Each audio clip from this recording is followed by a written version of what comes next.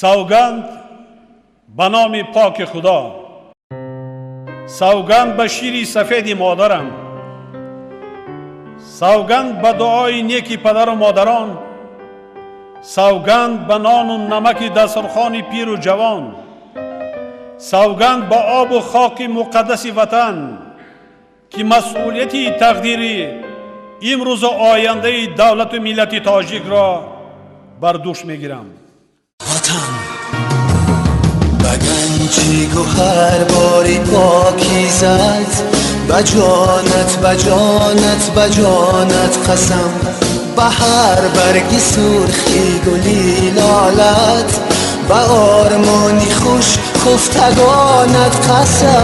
کی جان و تنم را فدایت کنم، همه هستیم را به پایت کنم.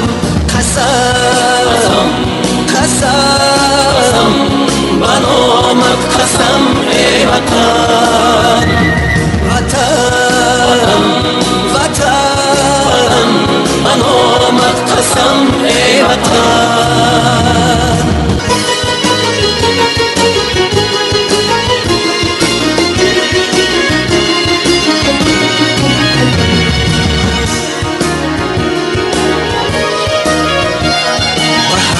برگ تاریخی زرینی تو، به نام آورانی زمانت قسم، به ختلان و بلخ و بدخشانی تو، به خوجند و هم سرفشانت قسم، به پیرانی با علم و کانی حیا، به فردای نسلی جوانت قسم.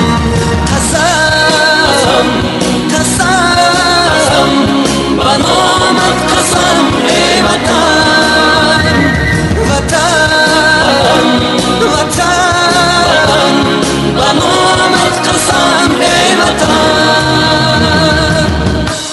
وطن ای مادری از طاقتی تحقیر خسته، وطن ای شهچناری از شمالی جهل بشکسته.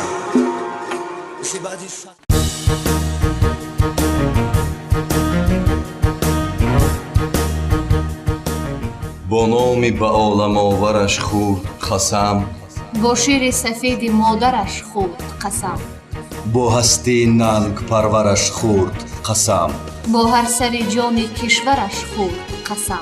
بیدار شدیم بیدار شدیم، تقدیر یک است این قسم هر یکی ماست، بر خلق و وطن نشانه مهر و وفاست، بهر همه درد زندگی همچو دواست، زیرا که به شیر مادر و نام خداست.